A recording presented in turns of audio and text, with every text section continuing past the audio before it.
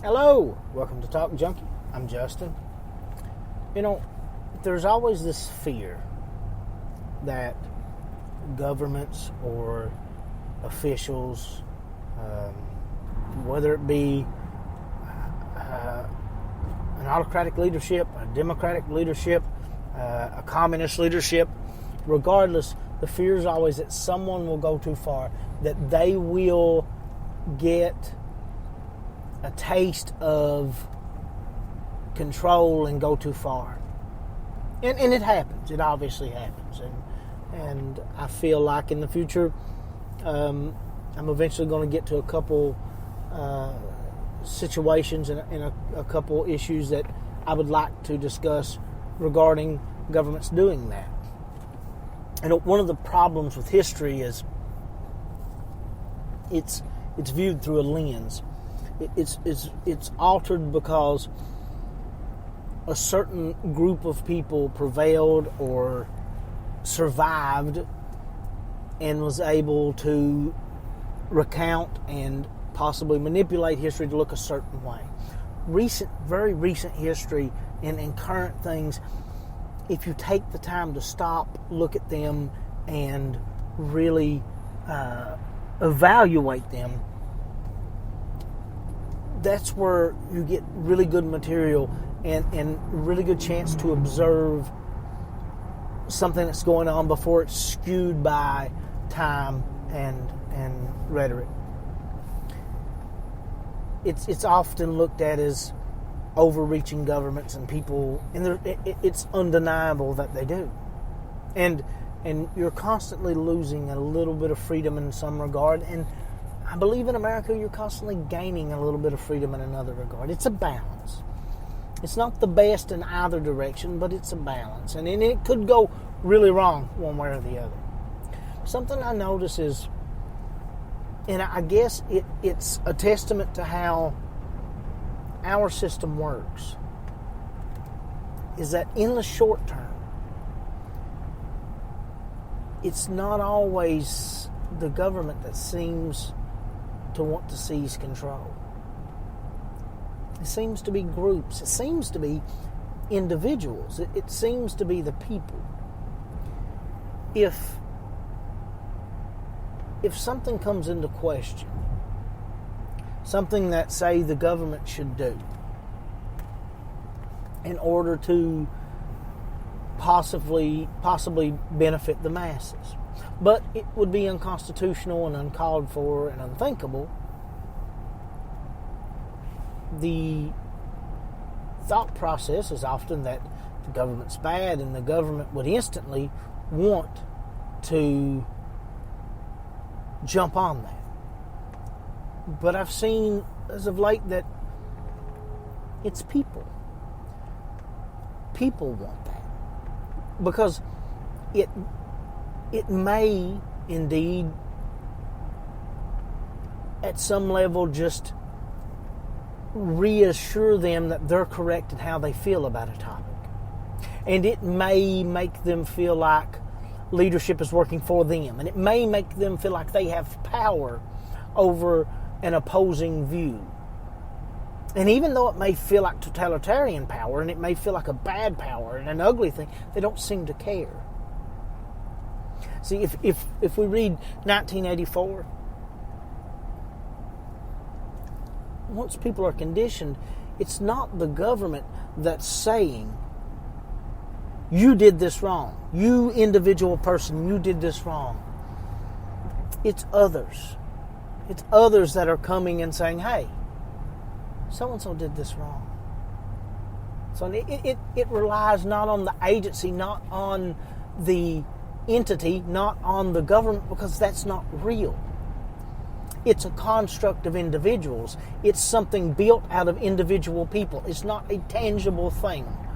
I can't kill the government. I can disperse and separate and attack the individuals that make it up and constitute it, but I cannot attack the entity. It doesn't exist. So it's the people. It's very much the people who are the front lines of taking away freedoms.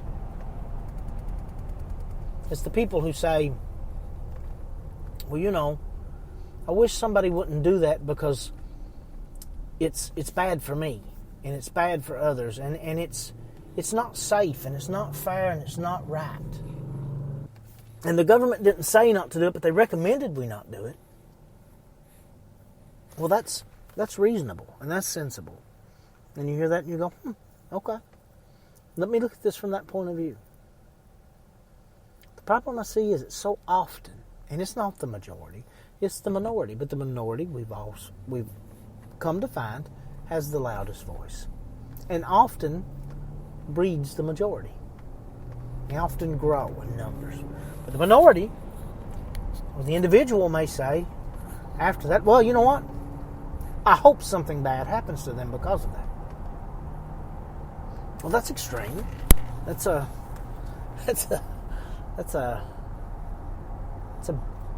big turnaround. And if we looked at it objectively and fairly and independently and without bias, we would say, well, what they're doing wrong, others are doing. It's just become justified because it's now considered essential, even though in a lot of ways it's more damaging and could be done differently. But that same person who agrees with the justified essential behavior will say, and I've heard it, I've read it rather, in comments and speech, well,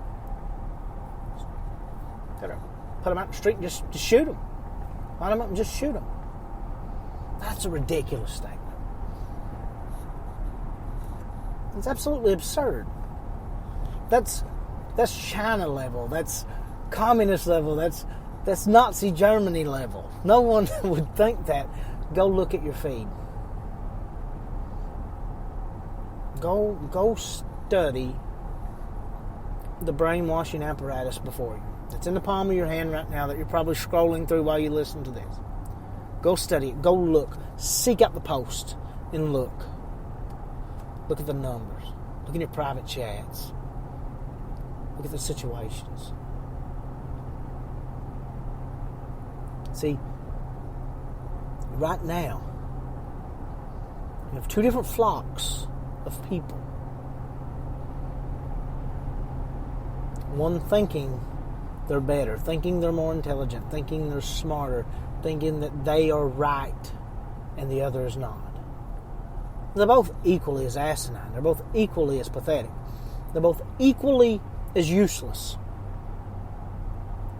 But they have a false sense of grandeur in their head that because they so passionately believe the beliefs that were fed to them, that they're superior. And so they go back and forth, side to side, one calling for the other's loss of rights, one calling for the other's punishment for activities, being each other's own thought police. See, it doesn't take the majority. You don't need the majority. You need the minority. You need the vocal minority, the loudest voices. You need the most ignorant minds. Because it takes ignorant minds to breed hatred. And you need that. You need that stupidity on a level unrivaled. You need the person who cannot even for a moment consider the other side of the argument. That person will be the first to say, hey, so-and-so did this and so-and-so did that, and hey, I'm okay with you taking that from them. You're not going to take it from me. You're not going to take something from me. I did right. You did what you said. Just take it from them.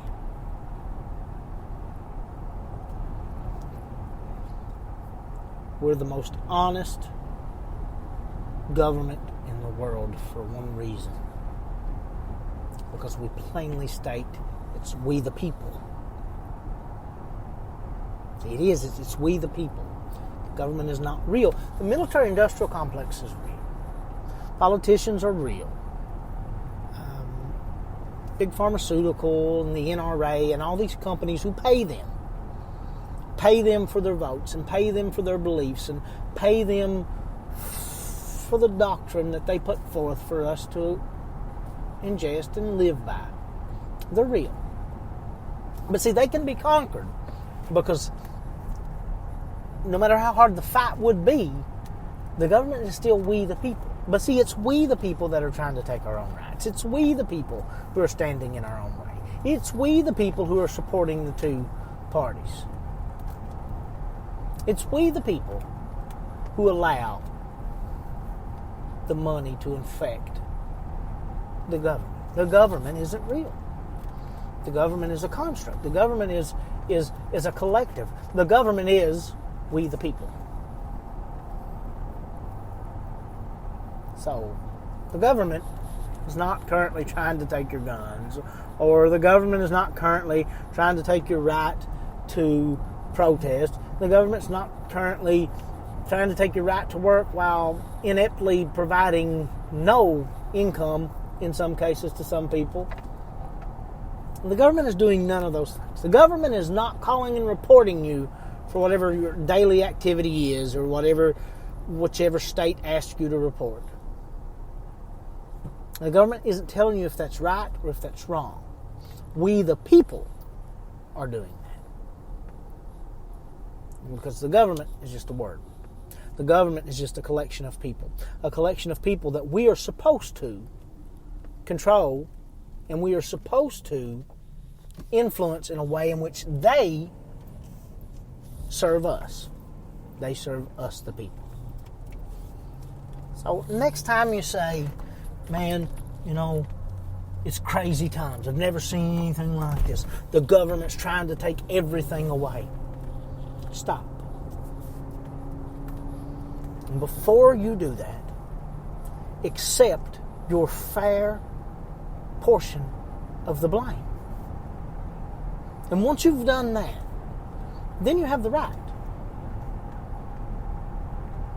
Then you have the right.